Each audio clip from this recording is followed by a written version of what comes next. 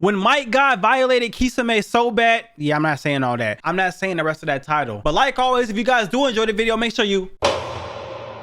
Okay, so boom! The scene kicks off with Naruto, Yamato, and Killer Bee congratulating Naruto on mastering the ability to control the Nine Tails chakra. Naruto and Killer Bee over there turning up because he unlocked the new DLC, while Yamato over there confused as hell. Naruto starts to give them the rundown on how he unlocked his new skin, but mid-sentence, he senses that somebody is in the room. He immediately calls out the intruder, and all of a sudden, the sword on Bee's back starts to grow larger. Oh yeah, that's Kisame's sword. What the heck? Wait a second. Kisame was inside the sword? Was he incubating or something? What was he doing in there? Then we see Kisame pop out of Samehada. Kisame is shocked that he got found out because he blended his chakra in with Samehada. But to be honest, I don't think any amount of chakra suppression can hide the stench that is emanating off your body. Look at how you look. I know he smells like expired tuna and dirty pond water. Realistically, Naruto's new Kurama chakra mode gives him elite sensory ability, so that's how he was able to scope him out so easily. Killer Bee's over there surprised that Kisame's even still alive since he thought he popped his cap off. So he starts interrogating him on how he's still alive, but Kisame not trying to answer too many questions because he got intel to deliver, so he slithers on out of there with Samehada. Naruto with his freshly unlocked abilities is not about to let him get away that easy, so he teleports to him in the speed of light and punches him right in his back. Yamato and Killer Bee see this and they immediately start gassing him up. They over there talking about some, oh my gosh, he's so fast, just like his father Minato. But the hype of the moment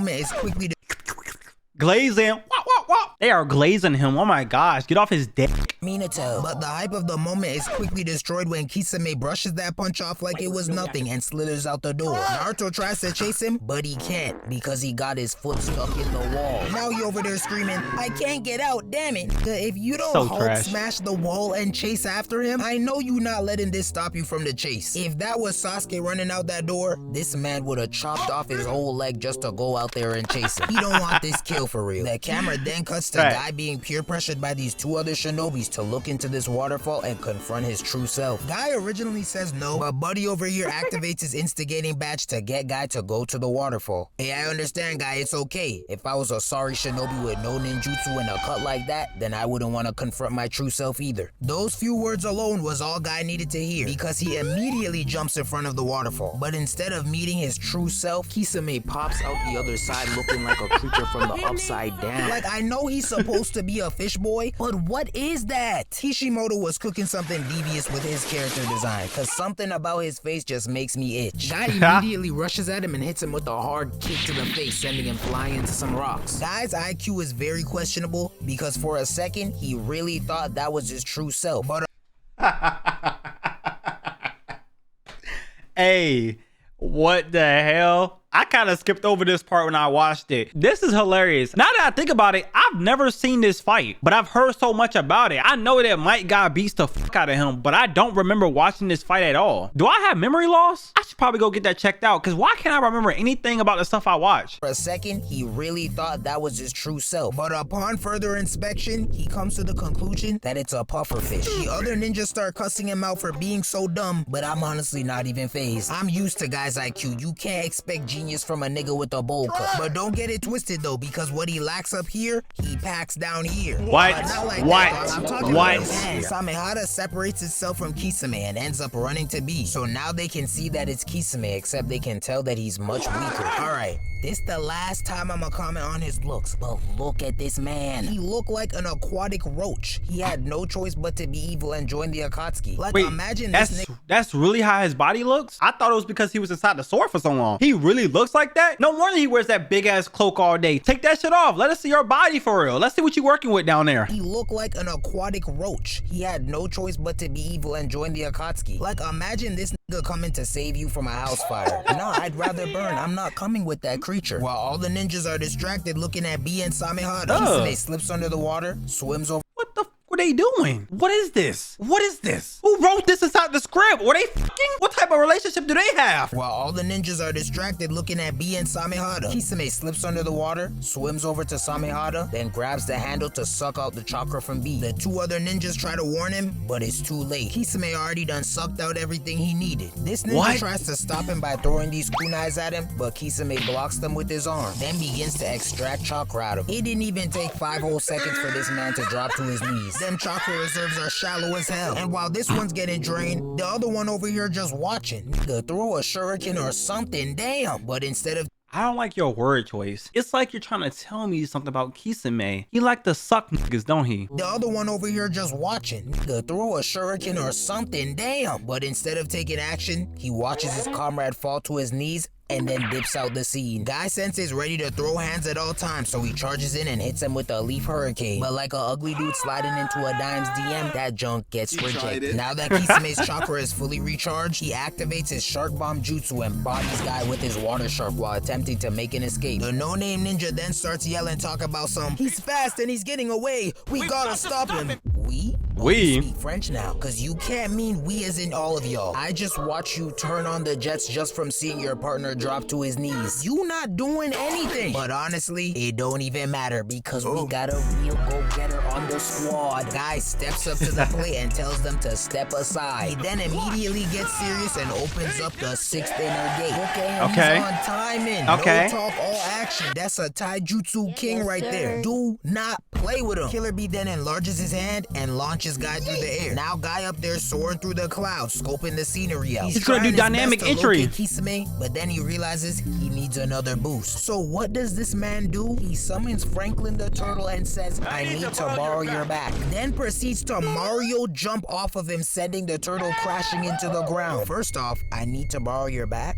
Pause. Secondly, this is disrespectful on so many levels. You're telling me these summons just living their life and can randomly be called in the middle of a battle at any time. Franklin even says, I haven't seen you in forever and this is what you called me for? His feelings are hurt. Being called upon just to be used as a trampoline is crazy. I might even put this over. I know exactly what you about to say. This is when the Doria tried to kill Sasuke and Sasuke summoned the snake just for the snake to die. I think the snake died, but he definitely just summoned the snake so he can get away from this move. And that shit is crazy, I'm not gonna lie. I might even put this over the time Sasuke summoned Manda just to protect him from an explosion because this is nasty work. Kisame thinks he's in the clear now, so he summons a shark, regurgitates a scroll full of intel, then gives it to the shark and sends him on his way. But before the shark could even get far, Guy comes crashing down ready to stop him in his tracks. Kisame not going out easy, so he activates his 1,000 hungry shark jutsu and sends them to Guy. But my man is not phased in the slightest. Guy just standing in front of all of them trying to scope out which shark got the intel. But he can't single it out, so instead he jumps in the air and starts punching so hard that friction causes fire to come out. Do you know how hard you gotta punch the air to create fireballs? Listen to the grunts this man is making. Guy is really just built different. Some of the sharks get destroyed by Guy's fireball blast, but it's still not enough to get rid of them all. Guy determines that he has to expand the blast radius, so he dives in the water and opens up the 7th gate. Kisame's over there looking at this transformation, and he starts giving Guy his flowers, but he says something that made me raise an eyebrow. A shinobi this skilled in taijutsu is rare, although I have known 2 others. I beg your pardon? 2 other what? Who are you talking about? Ooh. He's nice.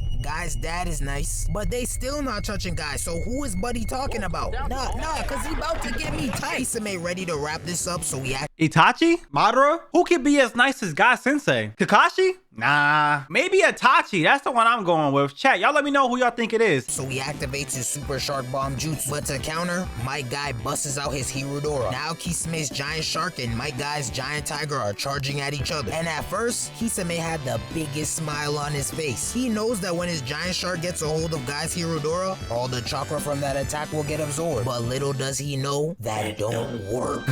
There's no way out of this one. This is why it's important to read the scouting report, because Might Guy's Hirudora isn't fueled by chakra. He don't even have chakra, or he has like a very low amount of it. That's why he uses taijutsu, right? So what the f is this animal? How did he create this? Might Guy's Hirudora isn't fueled by chakra. It's fueled by the power of it.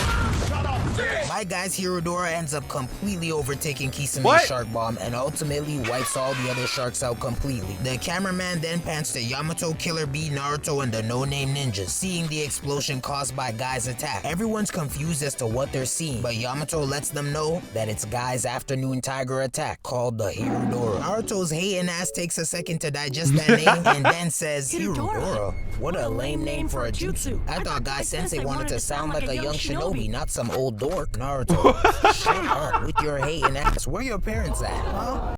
That's too far, bro. That's too far. Why you had to go there? That is our Hokage. We didn't spend a lot of our years listening to him say, believe it, I'm gonna be Hokage one day, believe it. And that's what you gonna do to him? Just because he said it's a lame name? Do you like the name or something? Are you a glazer for Guy Sensei? Do you like the way his tastes in your mouth? I'm sorry, bro. That's the other side of me. I'm a Gemini. I lied to you. I'm not even a Gemini. I don't even know why I said that. But I'm sorry. Like, I do apologize for coming at you like that. It's just that you ain't have to say that. Somebody got to take up for Naruto, and I'm going to be the one to do it. You're hating ass. Where your parents at? Huh?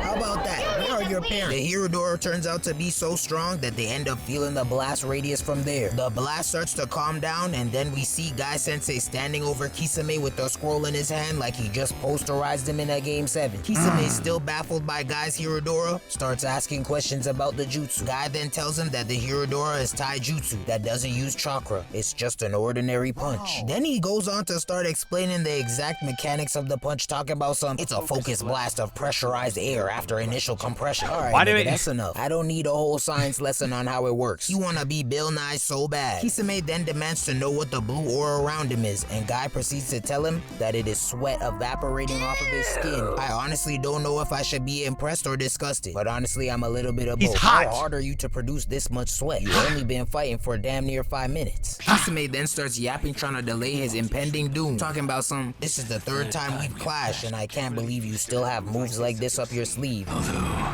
you don't seem to remember me. But what makes this part really funny is how Guy just aired the message. He really left that junk on her, didn't even bother responding. They just staring at each other, not saying a word, until Kisame twitches his thumb ever so slightly. But even that little movement was enough for Guy to punch him right in the stomach. After rearranging his guts, Guy hauls him back. Yo! Rearranging his what? Yo, my guy, I can't ignore it no more. You're gay. Why did you say that? There was so many different ways to say it, but you chose that way. And y'all better not be in the comments about true. You been saying worse. No, I don't. I've never said I rearranged somebody's guts. That's crazy as fuck. I don't even say anything gay for real. Rearranging his guts, Guy hauls him back to the squad where Yamato restrains him with his wood style. The shinobi that got dropped in the beginning then tries to infiltrate the mind of Kisame to get intel. But before he can get anything useful, this fishman Kisame bit off his own tongue to will himself awake and prevent him from getting any intel. That boy is a ride or die for real. You see, this is someone you want to do crime with. Yep. He's gonna stay 10 toes down no matter what. Not me though. Y'all stay safe. I'll stay half a pinky toe down at best. You're telling me I'm supposed to hug a 10-year sentence because of something you did? Yeah, I don't think so. Go ahead and bring me that Wendy's Baconator combo so I can start reading off them names. Even though Yamato was suppressing his chakra, Kisame off of pure strength alone breaks himself out the grips of Yamato's wood and then traps himself in a water prison. Guy tries to punch a hole through it, but he's unable to penetrate the barrier. So Yamato starts to boot up his wood style in an attempt to get him out, but both of their efforts are futile because Kisame has already made up his mind. This man proceeds to summon 3 sharks inside the water prison, then allows them to rip him into shreds, ultimately unaliving himself for good. Now everyone just standing there in disbelief, and eventually they start giving him his flowers. You know how it be after someone passes? Now they saying all the best things about them. He was such a sweetheart and a joy to be around. He didn't deserve this. What are you talking about? That man punched 3 babies in the dome and has 7 bodies in 6 different states. What? I'm surprised it didn't happen sooner. Overall, A-tier fight. Kisame definitely put his skill, willpower, and determination on full display, but ultimately it was Guy and his squad that got the W in the end. True. Hey, W video man, if y'all want to see more stuff by him, let me know in the comments below. Make sure y'all check out his channel. Link will be in the description. I'll see you guys next time. Peace.